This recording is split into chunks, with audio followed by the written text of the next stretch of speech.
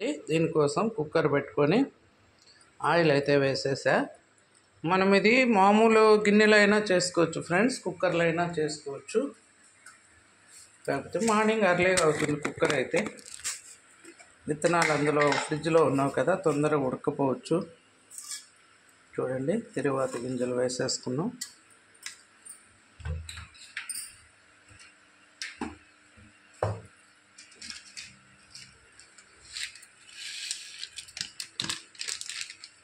ఆవాలు, మినపప్పు, జీలకర్ర వేసాను. ఫస్ట్ అయితే మెంతాకు వేసేసుకున్నాం ఫ్రెండ్స్, బాగా వేగాలి ఆయిల్లో.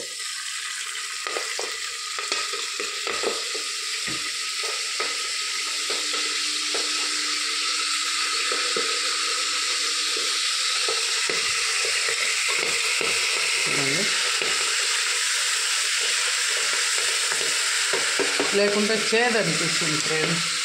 చేదు తగ్గడానికి ఫస్ట్ ఆకు వేసా, తర్వాత ఆనియన్స్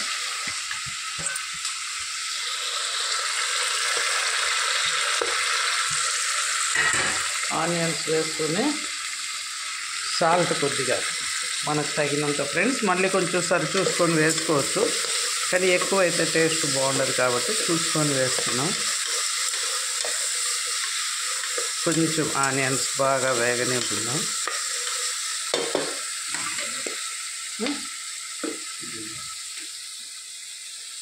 పట్టుకో. ఇప్పుడు పసుపు వేస్తున్నా ఫ్రెండ్స్. చూపి నన్నొద్దు కారణం. పసుపు, టమాటో వేసేస్తుంది.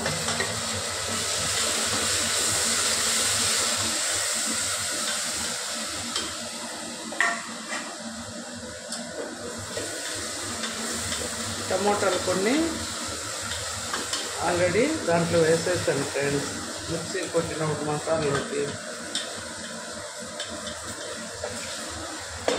ఇంకా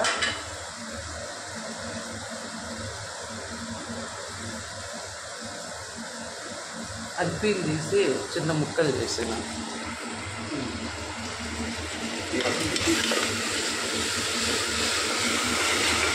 చూడండి, బాగా ఉడికిపోయింది. ఇప్పుడు మసాలా వేసేస్తాం ఫ్రెండ్స్. మనం ఇందాక కొట్టుకున్నాం కదా కొబ్బరి, శనక్కాయ పప్పులు,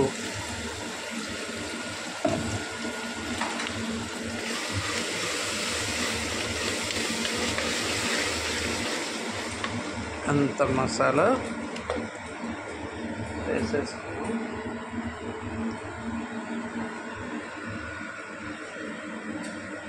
మసాలాలోకి ఇంకా అనపగింజలు ఒక్క నిమిషం పట్టుకోపా, మసాలా అంతా వేసేసుకుంటా.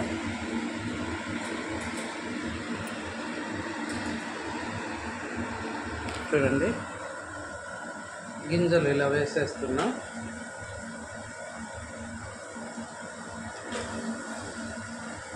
ఇవి ఆల్రెడీ ముందే ఒలిచి ఫ్రిడ్జ్లో పెట్టాం ఫ్రెండ్స్. ఈ అనపగింజలతో ఇట్లా చేసుకోవచ్చు. మెంతి కూర, పచ్చిమిర్చి, టమాటో, చింతపండు అన్నీ వేసి పుల్లకూర కూడా చేసుకోవచ్చు ఫ్రెండ్స్, చాలా బాగుంటుంది. అయిపోయింది.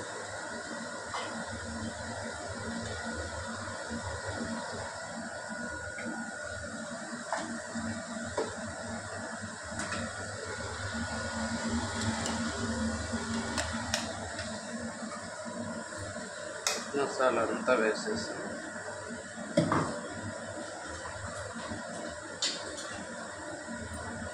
ఒక్కసారి కలబెట్టేసుకుంటే చూడండి.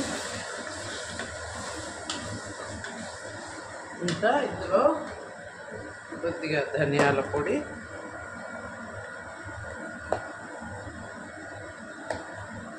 కొత్తిమీర అయిపోయింది ఫ్రెండ్స్, అందుకని కొత్తిమీర లేదు, కొంచెం ధనియాల పొడి ఎక్కువ వేస్తాం. పసుపు పొడి ఆల్రెడీ వేసేసాం. కారం, పిల్లలు తింటారు కాబట్టి కారం కొంచెం చూసుకొని వేసుకోవాలి.